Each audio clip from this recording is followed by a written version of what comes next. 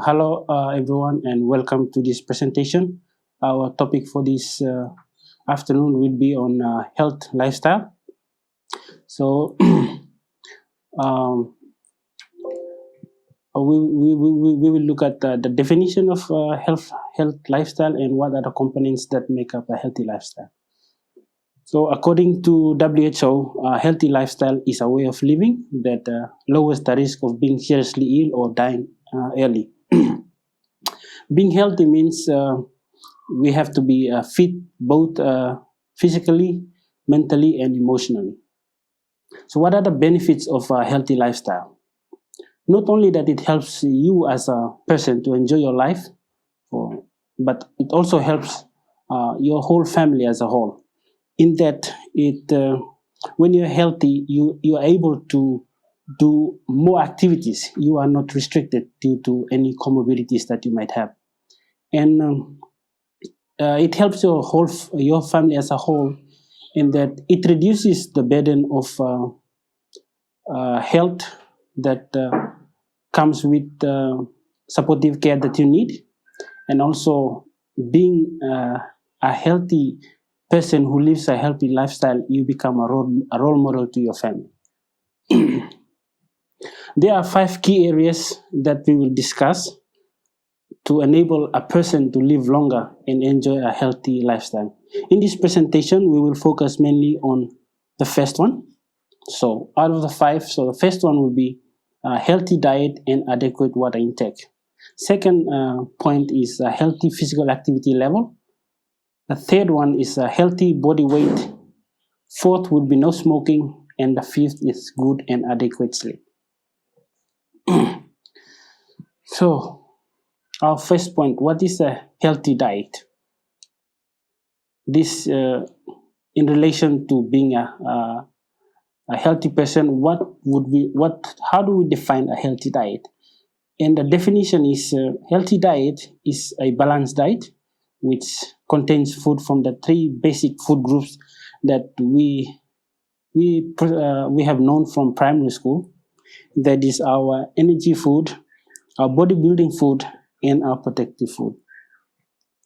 So, looking at the 3 basic food groups, our bodybuilding foods repairs and builds our body cells and tissues. It makes us grow. These foods contain rich protein, and the energy food gives us body heat and energy, and these are rich in carbohydrates and starch.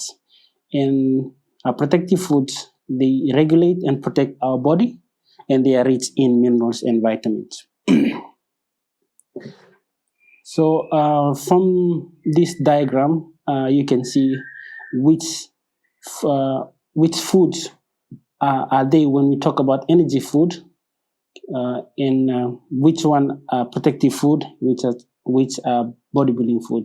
And if you can see, most of the bodybuilding foods are meat products. In energy foods are our root crops, and the protective foods are our fruits and vegetables.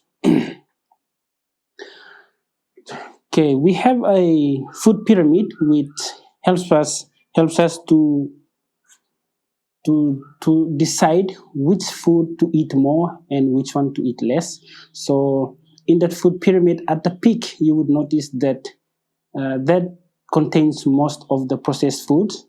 And if you can see from the diagram, it says to eat at least once or twice a week. And at the bottom, at the base of the pyramid, which contains the vegetables and fruits, it says that we have to eat 5 to 7 servings per day.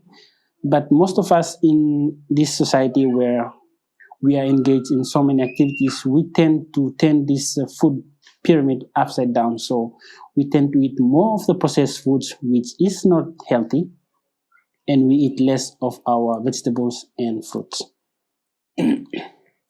Now, I just want to bring into attention what is energy. What do we mean by when we say energy?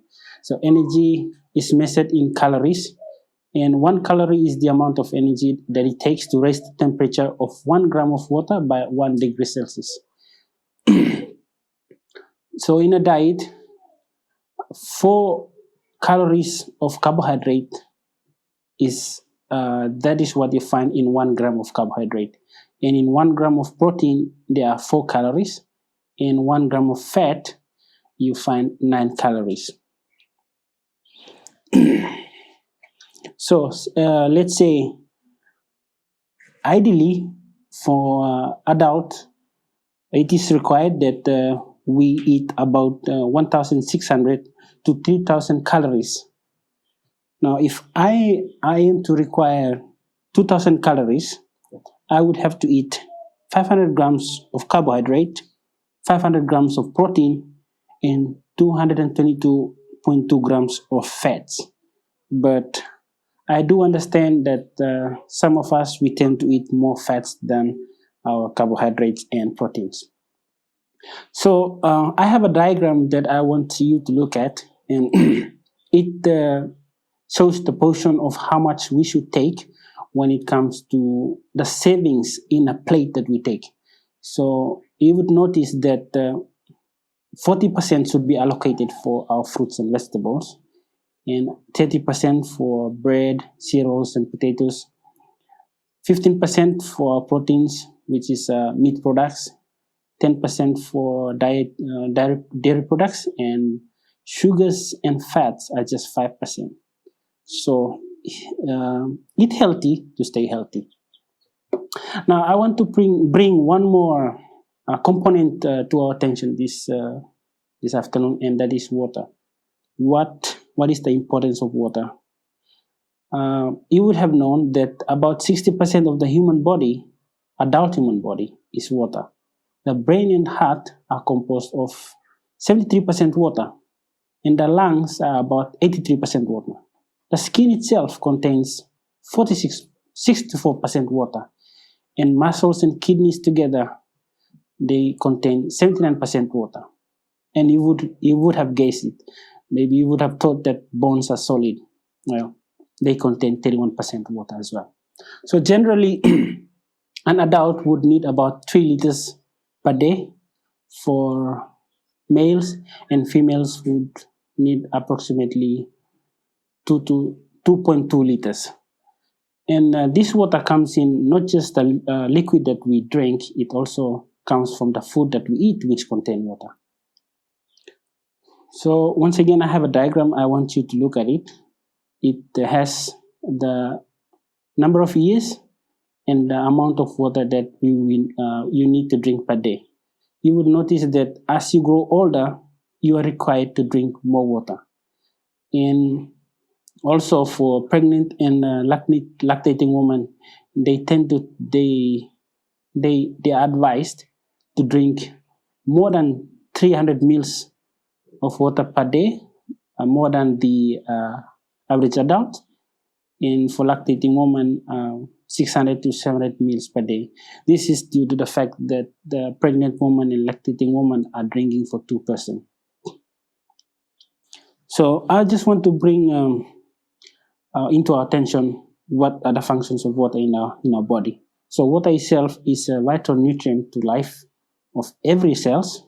It acts as a first bodybuilding material.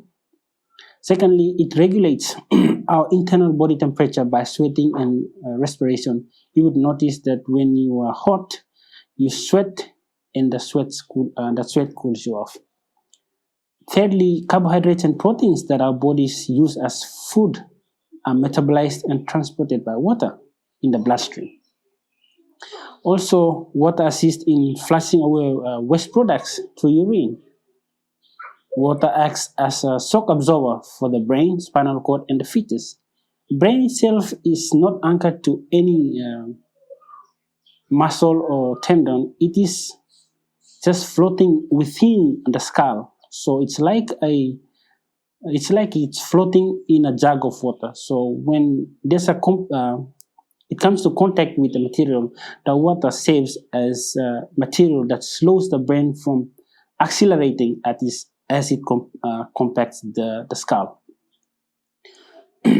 And also to note that water forms the saliva that we have, which helps us in our digestion, and it also lubricates the joints. Imagine if there is no fluid in our joints, the bone would crash onto each other and create friction, which would be very, very painful. So yeah, just a diagram again, just reiterating what I've said about water, the functions of water, and how it affects the body. And so every time you eat, it's a chance to nourish your body. So take care of your body. It's the only place you live in. Just before we close, if you have your Bible with you, I want you to turn to the book of 3 John, chapter 1, verse 2, and follow through as I read. Beloved, I wish above all things that thou mayest prosper and be in health, even as thy soul prospereth. So, if you enjoyed this video, I encourage you to like and share with your friends. Don't forget to subscribe. And if you want to know more about health and the series that we are going to discuss as time goes on, I encourage you to watch Voice of Love Ministry. And thank you very much for your time. God bless.